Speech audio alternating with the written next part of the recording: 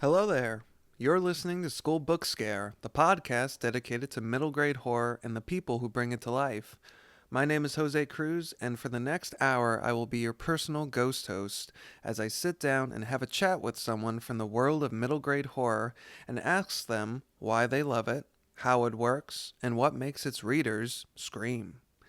If you like the cut of this podcast's jib, I can't recommend Robbie Dorman's show Blood on the Typewriter enough. Blood on the Typewriter is the unofficial Big Brother to School Book Scare. We would be nothing without it, and the world of horror fiction is a better place because of it. Today, I'm joined by Allie Russell, one of the modern mavens of middle grade horror. In this episode, we talk about writing stories in response to the ones we read as kids, butt kicking babysitters, slow versus speed reading, the hard realities of being a full time author, the cold intelligence of praying mantises, rediscovering your why through school visits, and how sometimes the best advice to follow is your own. I loved having the chance to talk to Allie. I felt like I was meeting an old friend.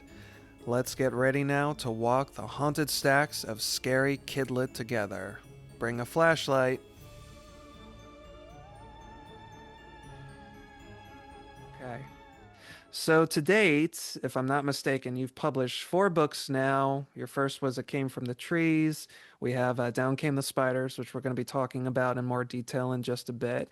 And then your duology of Mystery James. Did I get that right? Do I get your cred straight?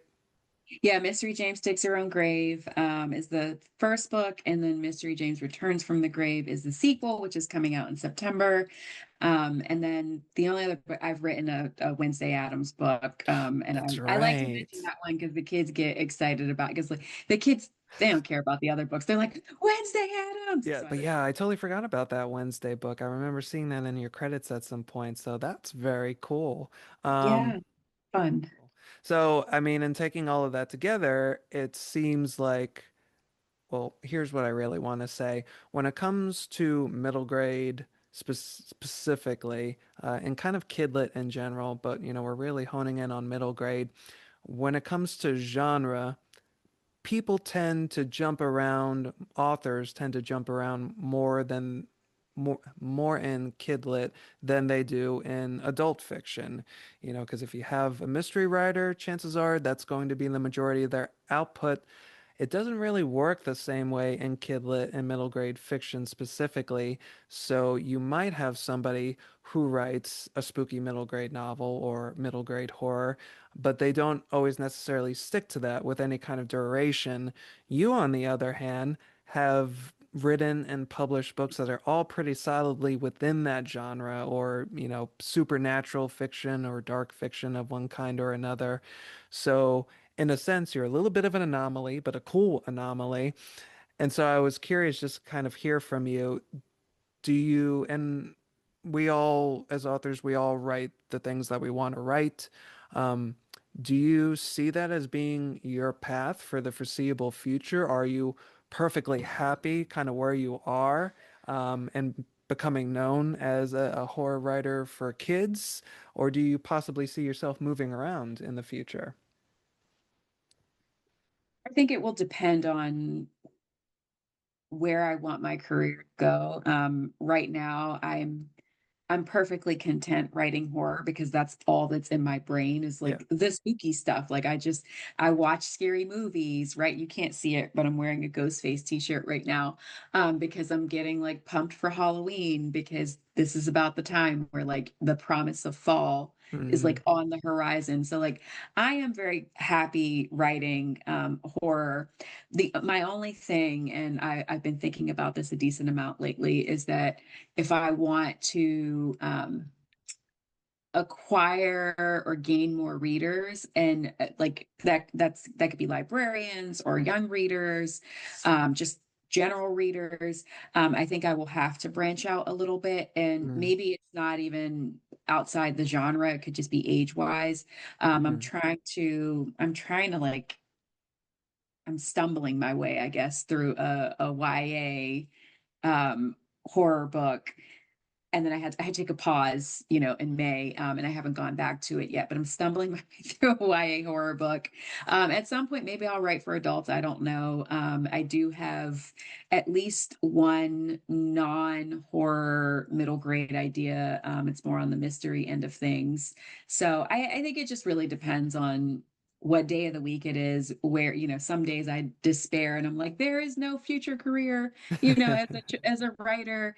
And then other days I feel a little more hopeful. So it just depends on the day of the week and how I'm feeling. Yeah.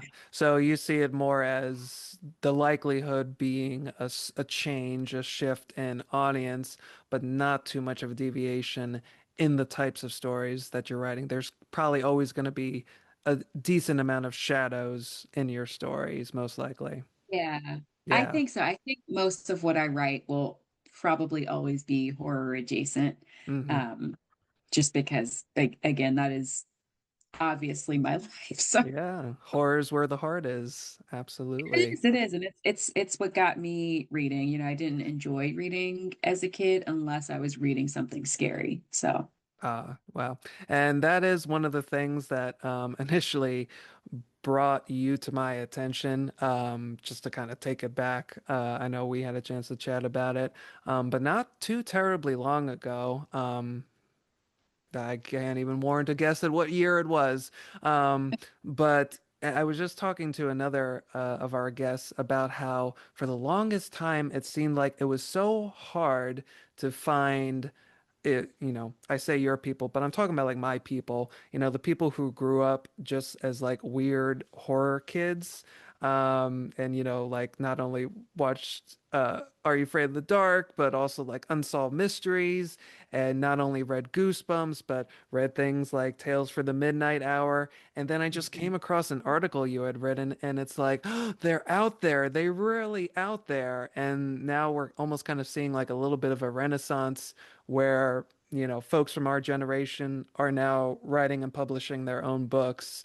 And, they talk about their inspirations, and it's like, you were here the whole time. I just never knew it. So it's always a thrill to meet kindred spirits.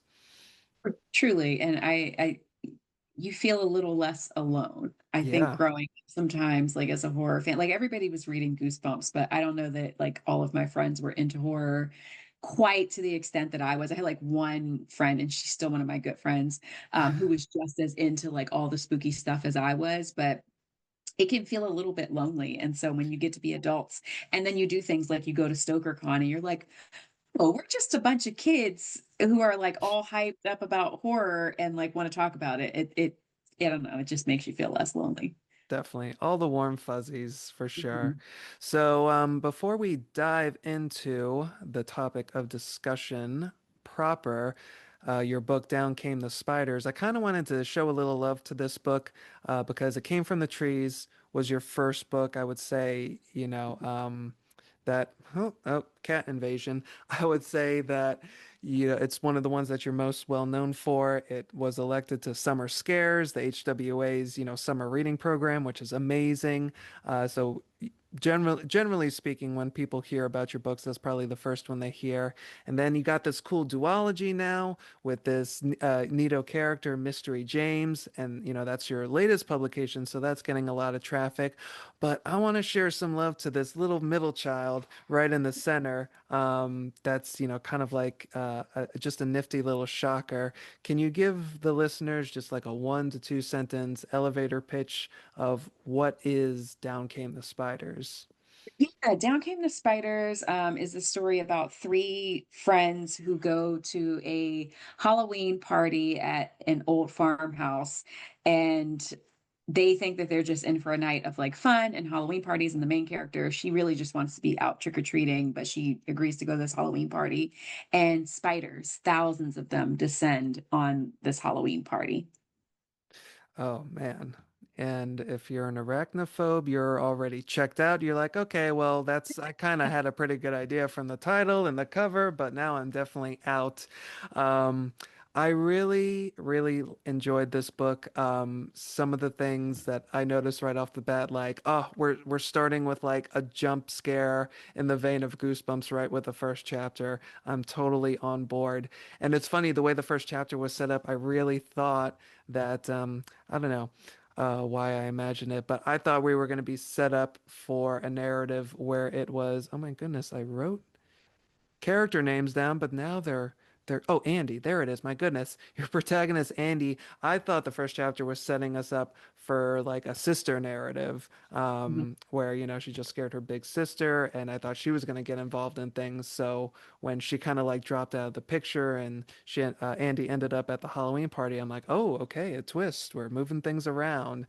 Um, so it's a really delightful revamping of like the Animal Amok horror movies. They're of course the older ones from the 70s, but if you're our age, you probably grew up with something like Arachnophobia, the movie that is, which, honestly, I've never seen all the way through. Perhaps that's sacrilege, but I've never seen Arachnophobia, but I know enough about it to say that, your book has similar vibes. It, doesn't get too squicky, but the suspense is still always high. You talked about in your author's note, you talked a little bit about the process of writing the book. I was curious what moved you to write the story in the first place. You kind of talked about some of the things you discovered or little revelations that you had along the way, but I was wondering, like, what was the actual inspiration for Down Came the Spiders? Was Scary Spider Book always on your checklist, or was it tied to a specific idea or experience? No, I'm not an arachnid or bug or insects person like at all. I'm the type of person like who overreacts to everything. And I was gonna tell you, if you see me going like this, it's gnat season in my house. And I like the one bug where I'm like, kill them all are gnats because Mm, they drive me insane. yeah. Um, I'm not a bug person, but I have an editor at Scholastic. They're Scholastic. They ended up being like big fans of It Came from the Trees, and like not all books make it into Scholastic book fairs, but they took It Came from the Trees. So I have an editor at Scholastic, and we talked about it, and she was like, I think like kids would be really into like a spiders book or a bug Mm, book, and they've got their finger on the pulse of what it is that kids really want to read. yeah. So I was like, okay, well, we can take a stab at it. And I took a stab at it, and the kids seem to be really enjoying it. And I think it has changed me a little bit as a writer. There are certain like subjects that I always thought like I'm too squeamish to write about that. Like, things like body horror. I'm not into body horror at all. Like that's a no-no for me. But like, Mm, I don't know, like you never know what you're gonna learn. And I learned a ton about spiders. It changed my perspective on spiders. It made me appreciate them a little bit more. This was in the author's note, but when I was finishing the book, a little spider came down on one of the posters that I keep above my desk, and it just crawled along the frame. And it was almost like the spider was acting like a little sensitivity reader, like, what yeah. are you writing about me down there? It was a very precious, and I just left it. And we live kind of like in a ruralish area in Pennsylvania. So when we first moved in, tons of spiders everywhere, like big wolf spiders and Mm, just spiders of every variety. And so I this writing this book, like at that time, it changed my perspective on them, and it made me be like, okay, no, everything deserves to live. Let me leave them be. Spiders are actually pretty cool. They're like little security guards for your house. So yeah, it was a joint effort, between me and my editor, and I think it works. Kids are into it. yeah. I mean, everything that you need to know about the book it says what it is right on the tin. There's a Yeah. big grubby spider grinning at you with its 8 eyes. And what else do you need to know? It's like if you came here for the spiders, you're gonna get those spiders. You mentioned body horror there. I remember there was a moment from the middle grade horror panel at StokerCon where you talked a little bit about this book in comparison to the process of writing the Mystery James books. And I remember the anecdote when something along the lines of, you know, basically comparing, what one editor may request of you versus another. And, there with the Mystery James books, you said that you were a little reticent about, I don't know if people are really going to buy into, some of the more intense things that I'm getting into with this story for this readership, because we're talking about sleep demons and, this vampiric spirit. But your editor at Delacorte was like, no, no, this is great. Give me more. But on the flip side, with Down Came the Spiders, you mentioned there was something in an earlier draft that edged too close to body horror that you kind of got some notes about. So I was curious if you could talk to that specifically, like give us a little peek behind the scenes, like what was that specific instance, and just how the whole editorial side works. You know, I want to preface this by saying that like editors are they're not telling you, how to write or what to cut or what to Right. change. It's just it's good to have other eyes on your book because there are other factors at play. Like I can write a book that is very much, for me. But my editor also thinking about like a larger audience and marketability and like being able to sell things. And I know those are words that like writers don't want to hear. But for me personally, I intend to make writing, a career. And those are things that I actually have to think about. Yeah. And so it's nice to get like a different perspective, and especially considering like the age range. So the Hmm. difference, I think, is that Mystery James Digs Her Own Grave. I'm really writing for ages 10 plus. Mm. I'm always trying to hit like that moment where we lose young readers because there's nothing for ages 10 to 13 really. Like it's Yep. like younger middle grade or YA, and then we've got all of these kids in the middle who feel forgotten and Hmm. unseen. So I think that was the difference, is that Mystery James is for a slightly older audience. And so my editor was like, oh yeah, like do more. Like when I was that age, I was reading like heavier, body Yeah. horror and stuff like VC that. Andrews. Right.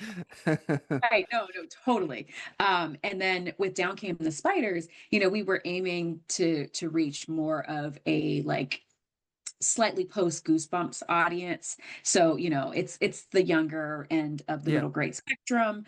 And so I think, for the purposes of this book, the scene wasn't really necessary because we had so many other like gross scenes throughout the book. Mm. And I think I don't remember exactly because it was so long ago. Um, it's like that thing where like somebody asks you if you like a book and you're like, I don't remember what that book I've was about. never read a book in my life. Yeah.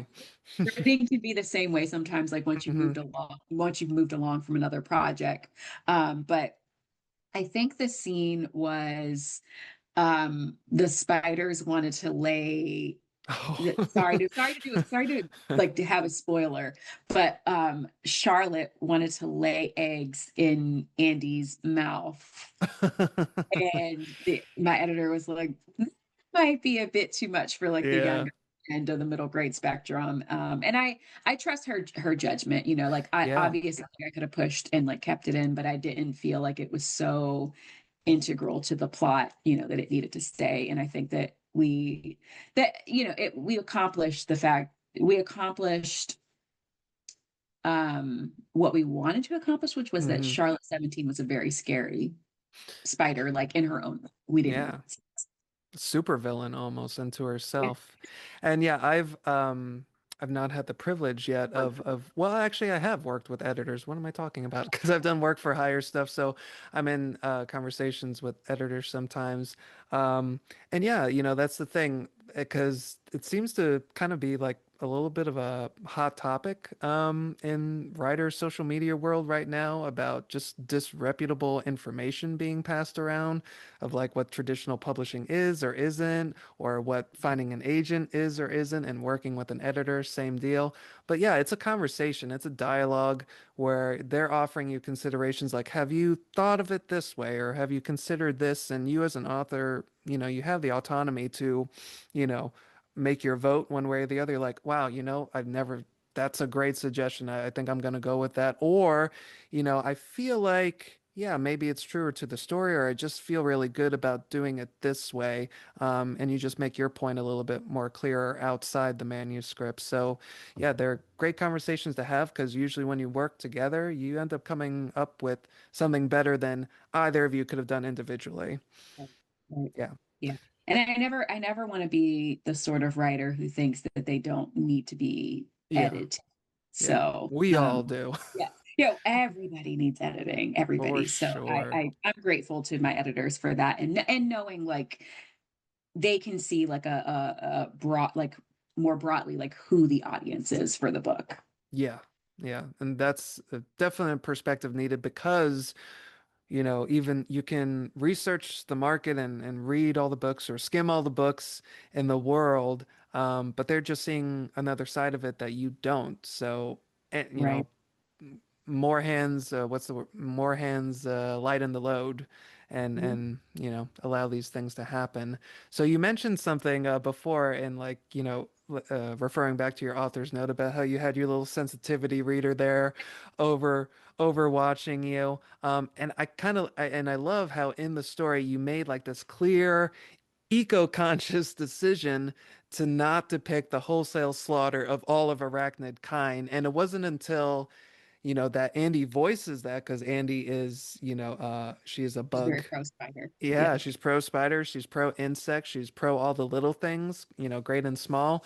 Um, it's not until that she voiced that I kind of like took a step back and realized like, oh yeah, like well, first of all, this being, like you said, for the readership that it is, we can't really go that route. Like, we don't want to promote, yeah, kids, if you see anything with 8 legs or 6 legs crawling around, be sure to stomp them out before they get the upper hand and, wage war on us humans.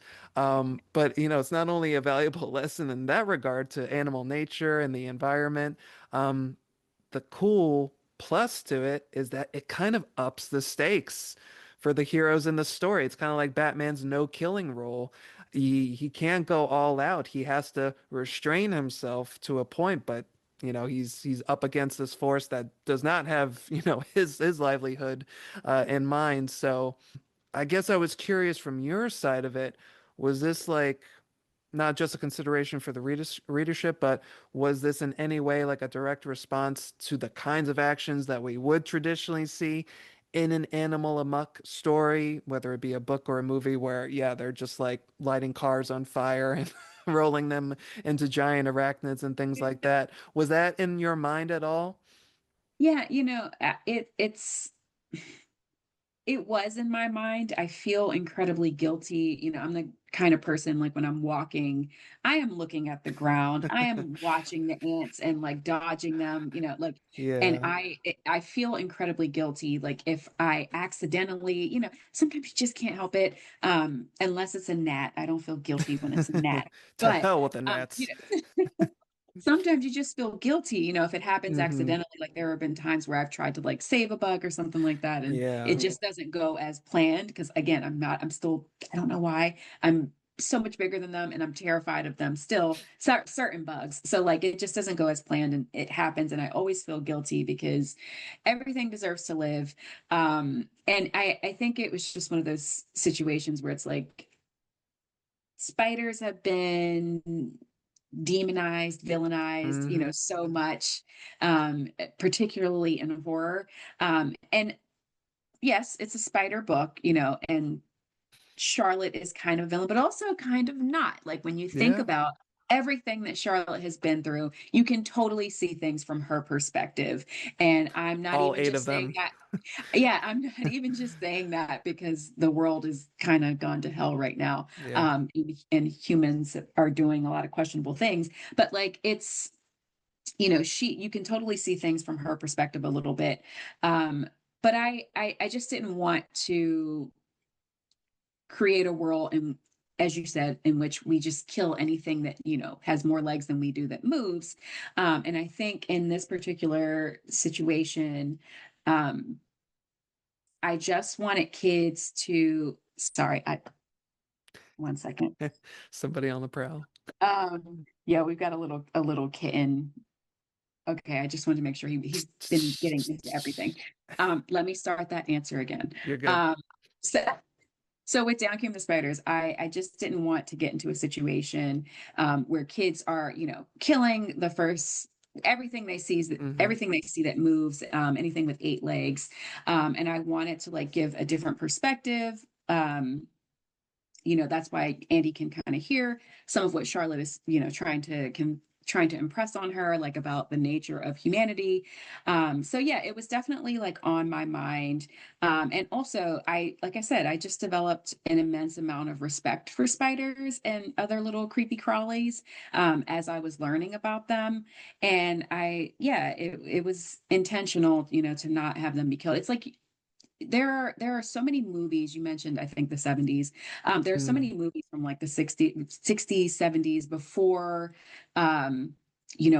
we took this into consideration when we didn't harm animals and creatures on like the sets of films. And there are Yeah. certain movies that like I can't watch because I know Hmm. that some of those animals were actually harmed. Like I think Milo and Otis is one of the. Do you remember this? Yeah, yeah, I Milo and think the Otis. original. I've heard horror Yeah. stories about the Air Bud Yes. movies. It's like, Yes. Oh my I don't know gosh. if I can watch it anymore. Yeah. And so I just wanted kids to be like conscious of that. And so one of the things that I wrote in the author's note, which I really hope that readers are reading. But in the author's note, I talked about that.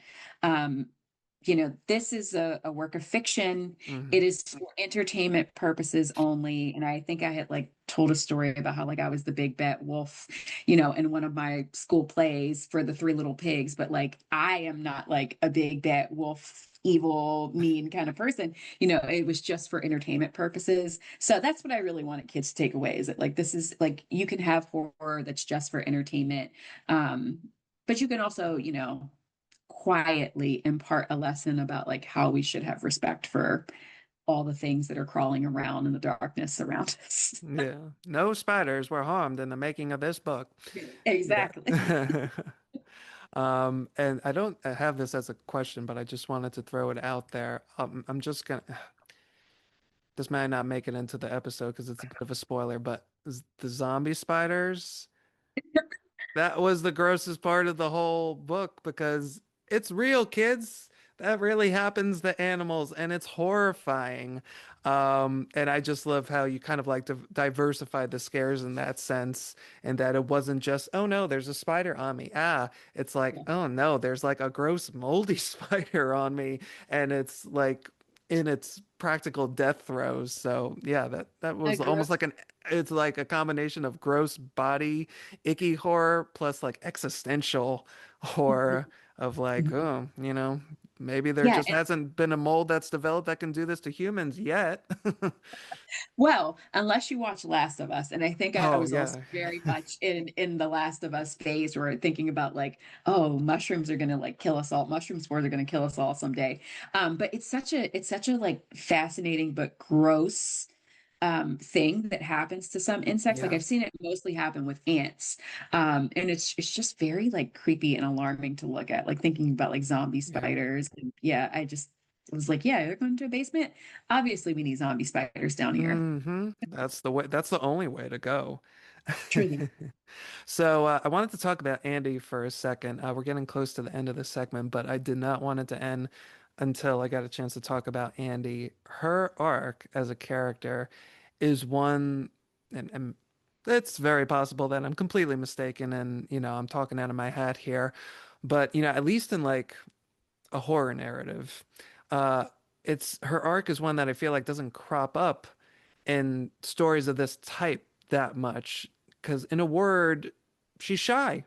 She's not grappling with a huge crisis within her family life or, with regards to her mental health, to the degree that you see, especially nowadays, like these character, like you just read these books like, oh my God, these kids are going through so much, like mom has just died, or, parents are getting divorced, or this one's learning, how to deal with their ADHD.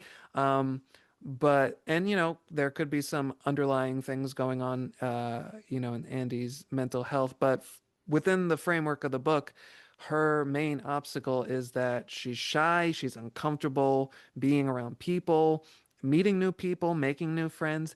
And I found that so invigorating because, in case you didn't catch it earlier, listeners, when we were talking about being these weird, nerdy horror kids, is that feeling of being alone. And I'm speaking not only just as a fellow horror nerd, but a previous a a previously very reserved child.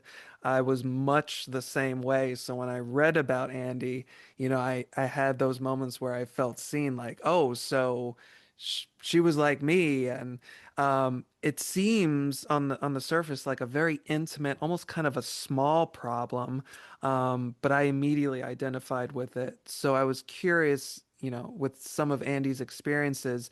Did those echo any of yours growing up, or what was used to kind of inform the creation of her character? Yeah, it's all very much me. Yeah. Andy, I Allie. Yeah, yeah, yeah. I was a very quiet, you use the word reserved. I think that's a Yeah. very good word to use. I was a very quiet, reserved kid. I think that I had a lot of anxiety. Mm, And it was talked about it. Oh, she's just shy. And yeah. it was so much deeper than that. Like it was so much more than that. Like I was in bed, like gripping, my sheets at night, like, oh my gosh, what would I ever do if something happened to my family? Like, will I get separated from my sister? Like, just all of these, like, really, Mm, really deep fears that I had when I was growing up.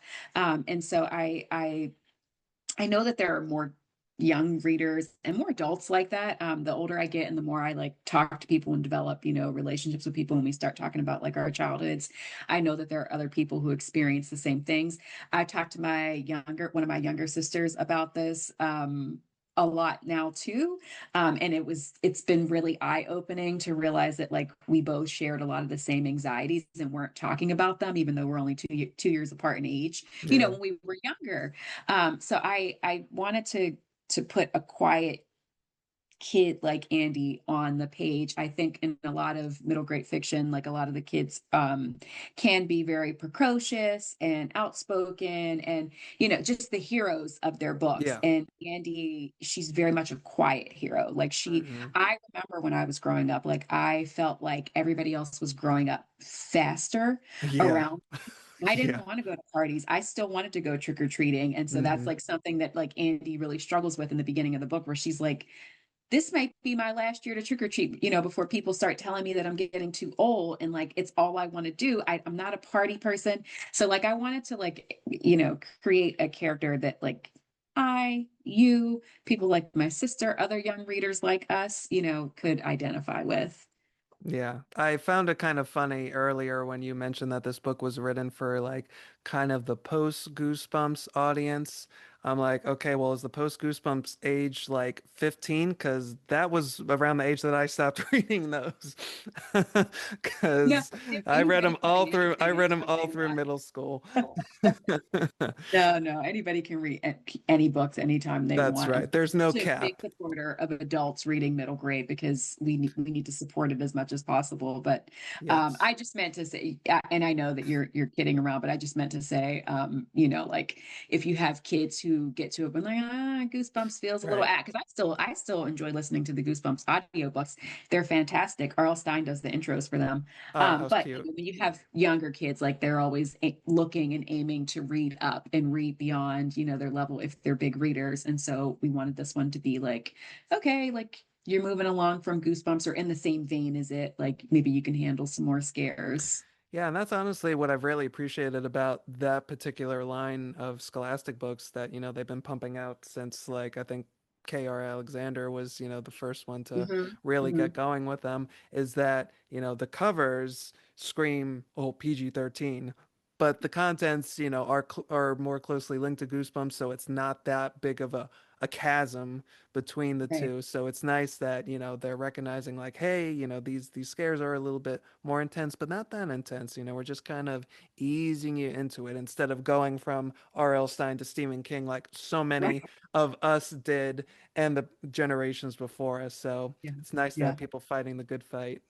Yeah. And they want, I've done a lot of school events and kids want scarier stuff. Like they're Yes. asking for it. So I'm I'm just trying to deliver what the kids are asking for. That's right. Nothing wrong with that. And if you keep at it, I'm sure you'll have a very storied career yourself. We're getting towards the end of our first segment. I kind of like to end with just, a funsy type question.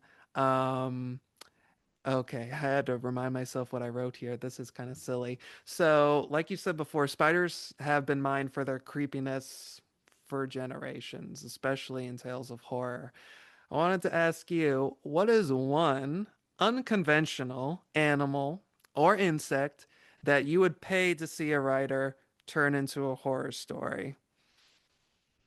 Oh, um, an animal or conventional object Yeah, or like a insect. yeah, yeah, Insect. you're good.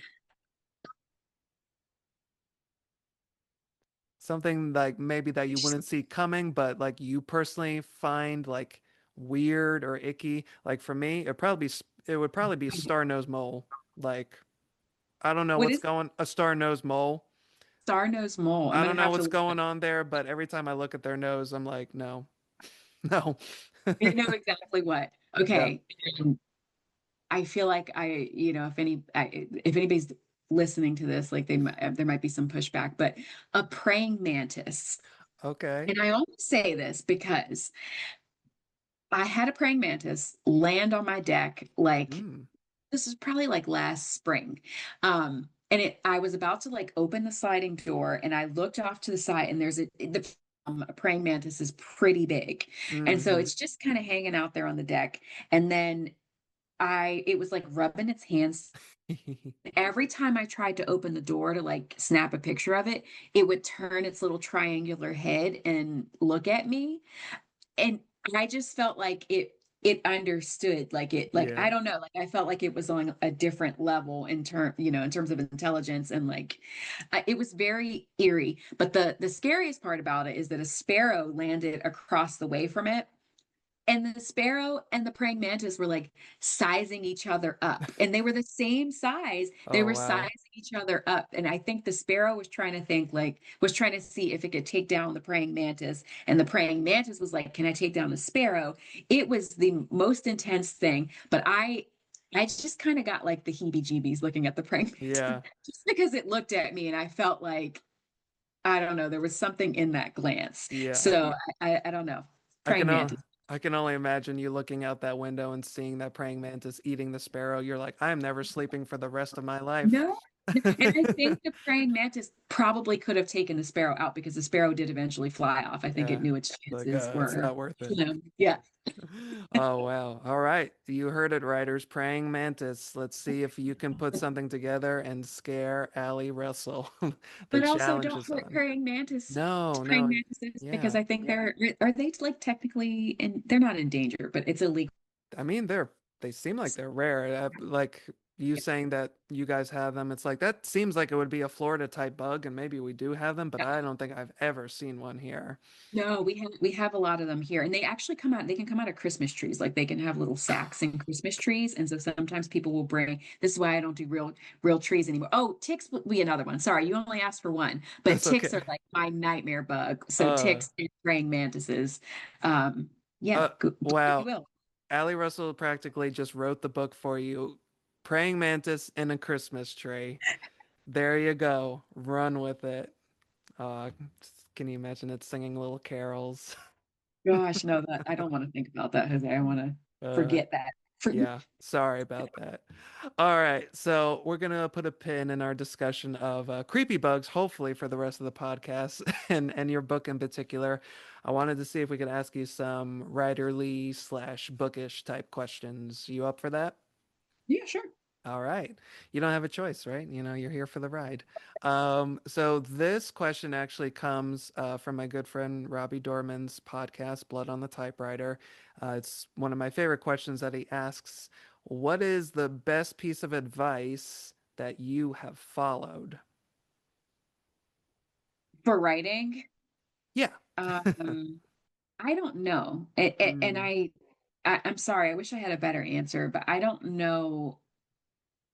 off the top of my head what the best piece of writing advice I followed is, because it took me so long to write a book. And I think it's Mm. because I was trying to follow everybody else's advice on how to write a book. And Well, that's the what, advice right there, isn't it? yeah, what works for one person does not work for somebody else. And so I try to like lean away from giving kids like writing advice outside of, or any writers in general, outside of like write when you feel excited to write, because if it feels like a chore, Mm. in particular, like I'm less likely to go sit at my desk and do it if it feels like a chore. I want to write when I'm like, buzzing with creative energy.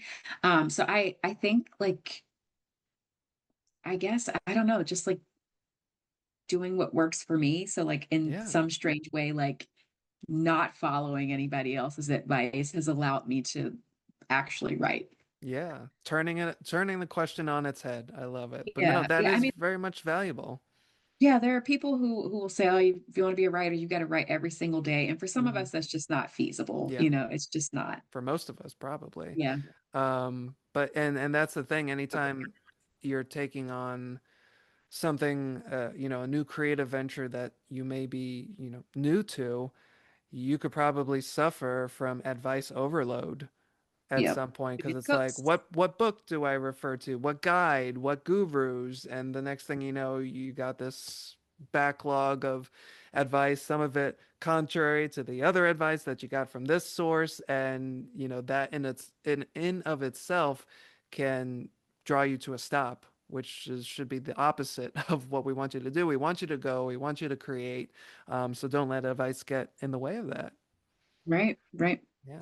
I will say, I think the only advice that stands out to me now, I think it was in from Stephen King's On Writing, Mm, is to read a lot.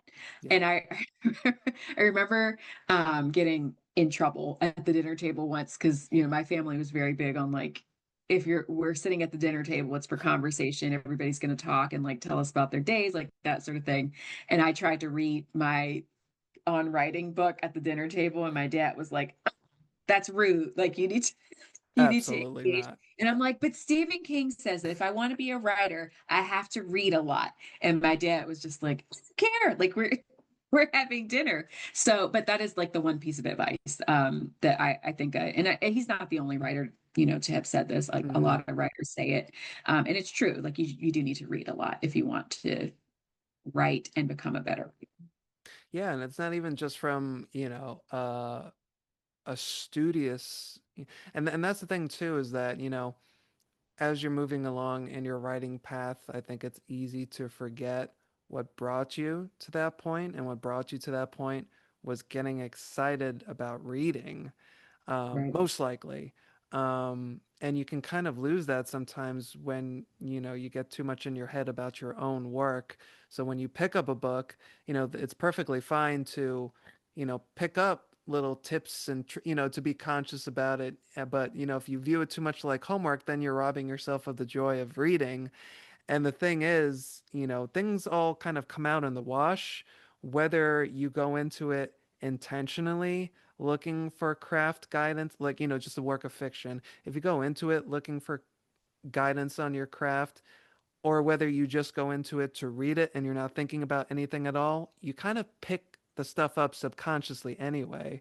Right. Because when I look back at, you know, just the vibrant, rich reading life that I had as a kid, and I just read the books to read the books. I wasn't thinking about craft, but it immediately transferred into the level of stories that I was telling, like compared to my classmates, like the way that they were writing was, you know, I don't want to say mine was advanced, but basically you could tell that, I was You could tell you read a studying even lot. when I wasn't studying. So, Right. don't get wrapped up in the idea that, I need to read Herman Melville and see how he handles this, and if you do that, just try to measure it out a little bit. Exactly. Yeah. Yeah. Okay, let's see what other questions we got in here. I'm just kind of picking them out at random. Um, okay, so here's a fun one. Take us back in time for a second and tell us what was on your bookshelf as a kid. We can obviously rule goosebumps out. We know that that was there. But what was on your bookshelf as a kid? And it doesn't even have to be a specific period in time. We're just mentally and imaginatively constructing your childhood bookshelf. What are some of the other things up there? Yeah, I in addition to the usual suspects, Goosebumps and Scary Stories to Tell in the Dark, I was really in our favorite, Jose, Baby Stampers, Tales for the Midnight Hour. That's What? one of our favorite books of short stories. I was also very into Paul Zindel. Um, Oh, I love Paul Zindel. Look at Rat, us. Reef of Death. What was it called? Was it called Doom Skull or The Death Skull? Doomstone. The Yeah. Doom Skull. In Like eighth grade, we yeah. had the option. We had the option where we were doing a unit on suspense, and you either were in the group of students that were reading The Doomstone by Paul Zindel, or you were in the group of students reading I Am the Cheese by Robert Cormier. And that's something that I can look back on because I love Robert Cormier now. I read that book as a young, like 20 something adult, and I loved it. But at the time, I'm like, you look at the two covers of the book and like an eighth grade or seventh grade boy, and you're like, okay, which of these two am I reading? The one with the picture of a boy on the bicycle, or this glowering noseless red-eyed monster staring straight at you? Gee, I wonder which one am I gonna pick. Yeah, I love Paul Zindel. Reef of Death, I think, was the first one that I read. Yeah, I think Doom Skull might be Rats was I think the first one that I read, and then I think Doom Skull might be my favorite of his.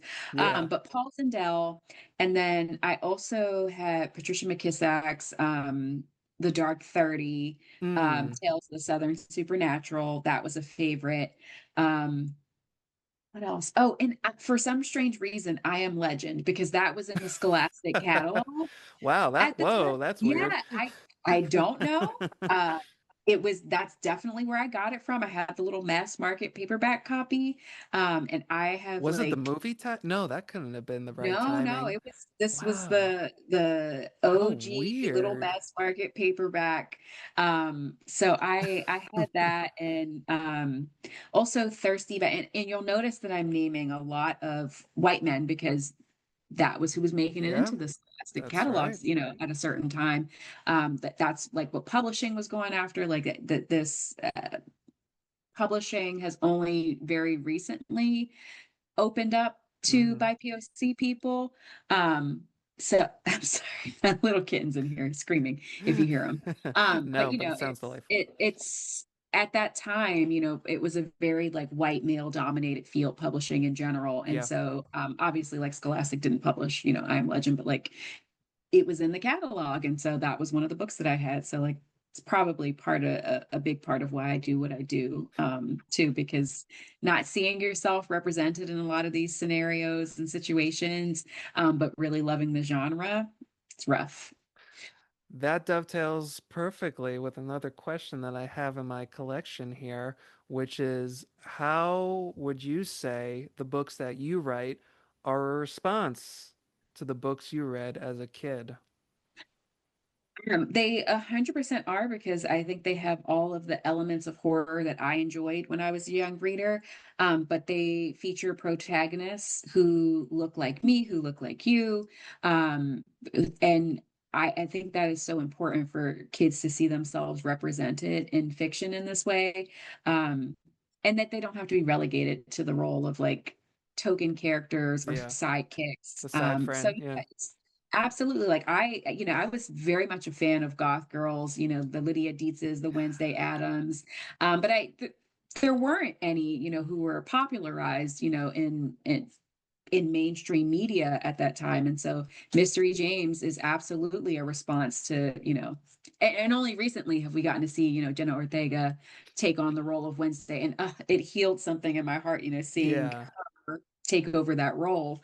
And I'll always have like a soft spot for Christina Ricci because I think she was fantastic as Wednesday. But like it is also cool to see, people who look like you in being the focal point of the story. Yeah. And it's like I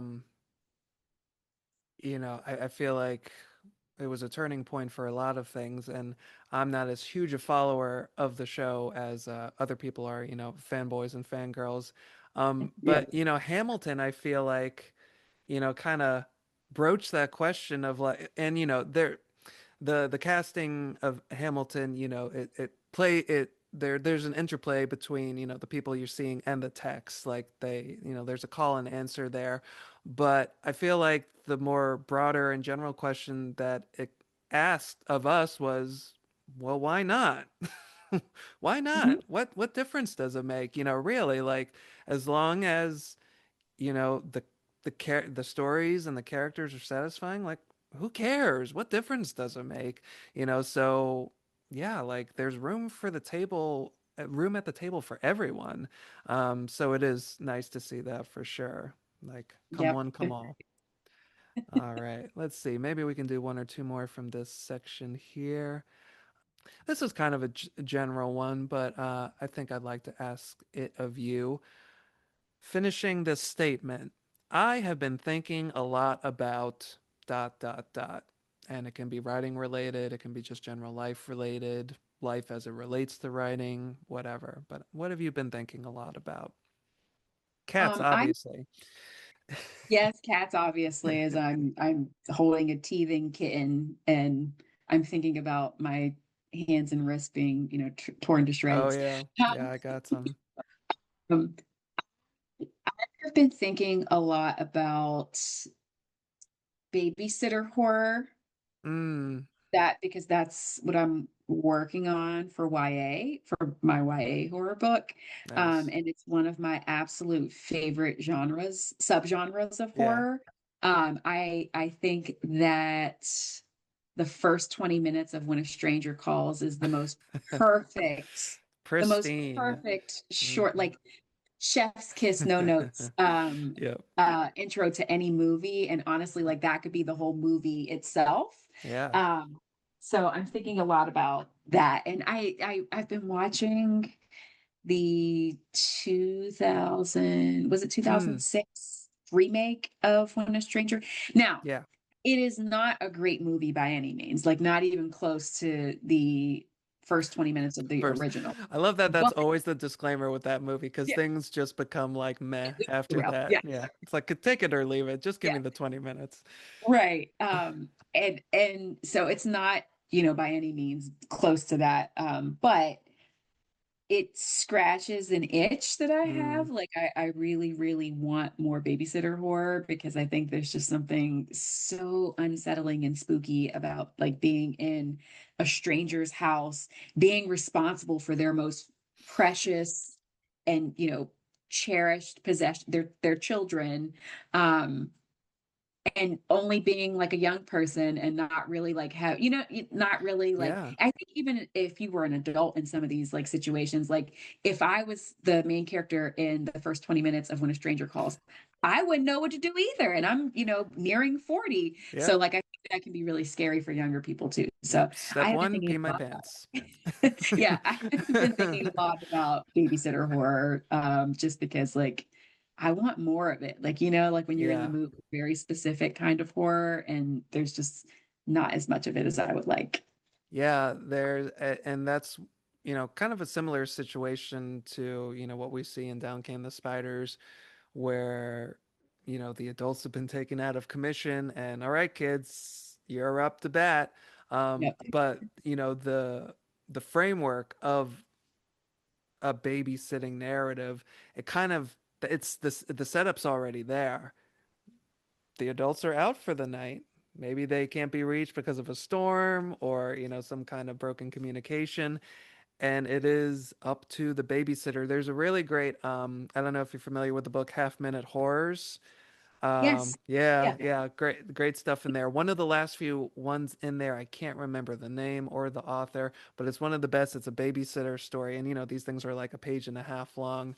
But it's like a home invasion story. It's like genuinely like, oh God. But there right before like the babysitter kicks butt in that story, there's a line that says, "I'm the babysitter." And it's like such an empowering statement. Like, yeah, honey, it's Yeah. you. it's Yeah. you, and you're gonna, get you and, the little girl out of this. So, yeah, that's the first thing Yeah. I thought of when you mentioned that. I know we're talking about well, this falls in the category like horror for young readers.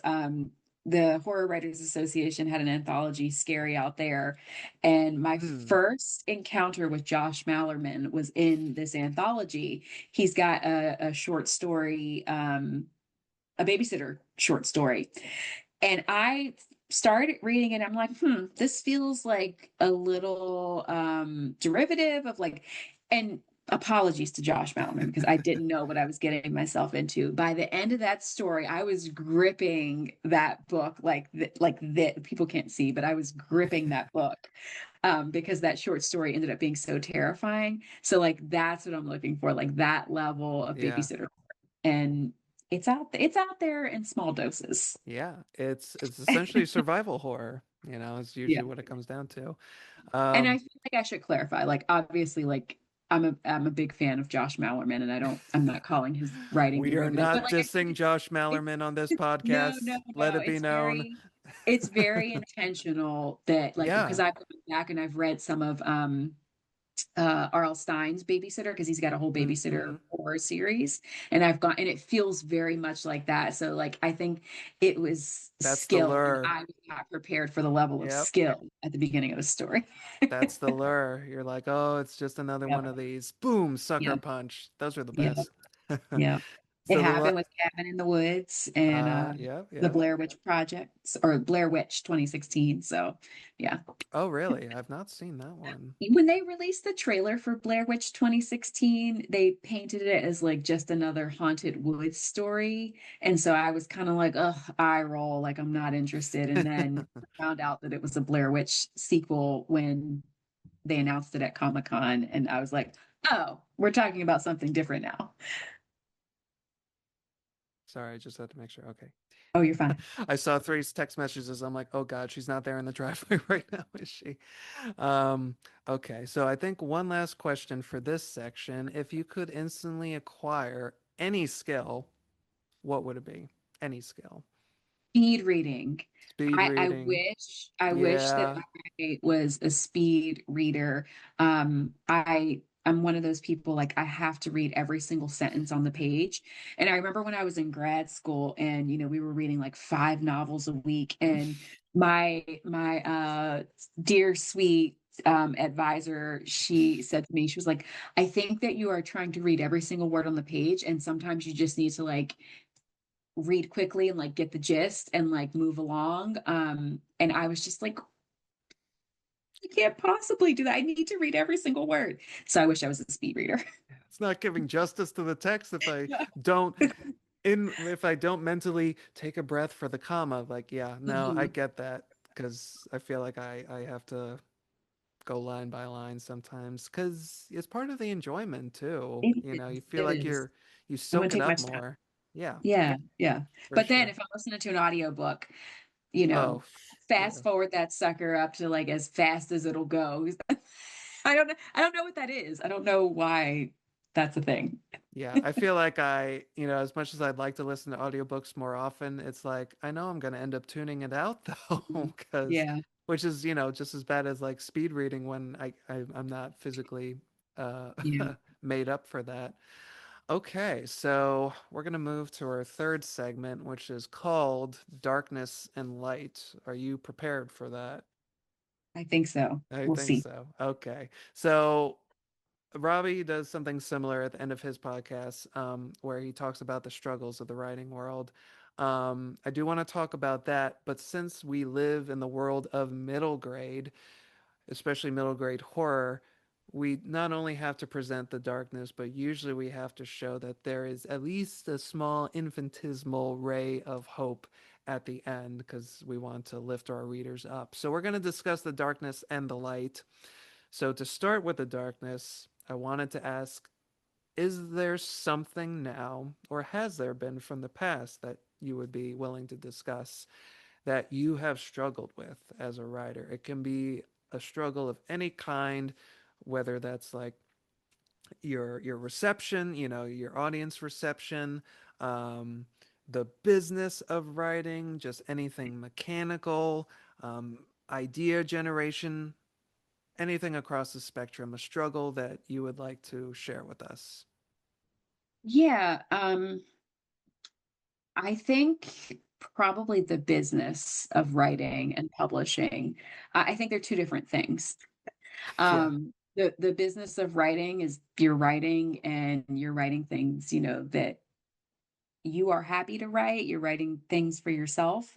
But then when you step beyond that and you get into the world of agenting and, getting published, it's a completely different thing. It's a Yeah. completely different, entity.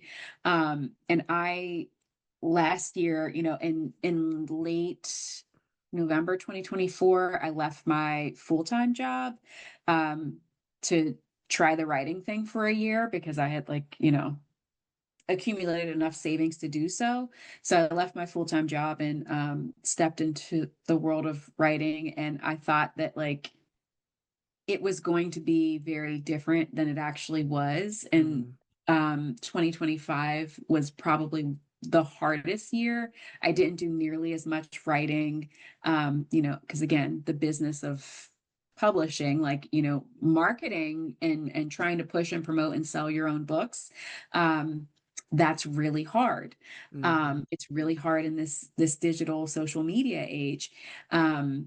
To some people that sort of thing doesn't matter, but if you are somebody who wants to build and have a steady career, and write, it does matter because you've got to prove, and this is where the business of publishing comes in. You got to prove to your publisher, that you're worth it, that you can sell books, that your name can sell books, your ideas can sell books. So it's really tough, and 2025 was a very hard year for me, lots of hard lessons, and I think I'm coming out of that funk a little bit, um, and just trying to refocus on what I think is important Yeah. while still managing the business of publishing, because that is still something. I think it's just in me. I worked in publishing for 15 years before I started writing full time, so I my brain just naturally goes there knowing everything I know about publishing. But it's hard, and I'm always when I was getting started and when I was talking about my journey of publishing, it came from the trees. I tried to share the negatives with the Mm, good stuff because I never want anybody to think that it's easier than it is, because it's not. yeah. Even when you get published, it's still not easy. So, Yeah, because then you have to justify the next book. And yeah, mhm. I was just talking with our last guest, AD Arrow, that, even when you're at the top, like you're one of the best sellers, um, even when you're there, there's no guarantee for the next book. Like the probability of it selling is pretty good, but your position as a writer is always tenuous because Yep. the market can shift. People decide they don't, want to buy what you're selling anymore, and it's entirely dependent on the whims of forces that are not in yours or probably anybody within your circle's control. Your Right. agent, your editor, your publisher, anybody. Things just happen. So yeah, to think that I landed my agent or I got the book deal and now it's all roses and sunshine. Every day's a fight. But if you love it and you know that this is what you want to do, you'll stick with it. And hopefully not lose your sanity in the process, but even that is not guaranteed. Yep. Yep. Well, moving away from that downer for a second, like I said, I want to bring it back to the light because it may not all be roses and sunshine, but some of it is. And it's those moments that keep us going and make us want to, get back to the grindstone or back to the keyboard and, write to our agent and everything else. What is something that has brought you hope or joy? Could be, recently or in the distant past, just a part of your journey that has made your heart full and made you want to keep going. I've been very fortunate to do a lot of school visits this year, and this was like my first year, having multiple books out. And so I got invited to schools in Texas. I got invited to um, sorry, I got invited to a children's lit conference in Missouri. I attended some schools in Pittsburgh, so just really all over. And one of the things that has brought me a lot of joy is talking to the kids, like seeing kids who are genuinely excited, about books, because we hear so much about the literacy crisis Yep. and book banning, and all of that stuff is very real. And it's also easy to it's easy to forget that it's a thing, when you're talking to, 3,000 kids in a week and they're all like cheering, like shaking. And, I did some signings at some of the schools when I was in Texas because Trees was on their Battle of the Books list for a particular district. And just seeing kids come in and they would, slam a copy of It Came from the Trees on the table. And it would be bent, torn, cover crinkled, if the cover was there. Like some of these copies were like just really like they had lived a life. And that brought me a lot of joy because like those are some, like I have books on my shelves from my childhood that look just like that, books that Hmm. I've read, 101 times. So yeah, it was just being able to like engage with young readers this year, because as a writer for children, you don't, oh, unless you have kids, which I don't, you don't always have access to Right. your audience, which is one of the Yeah. hardest things about writing for that age range.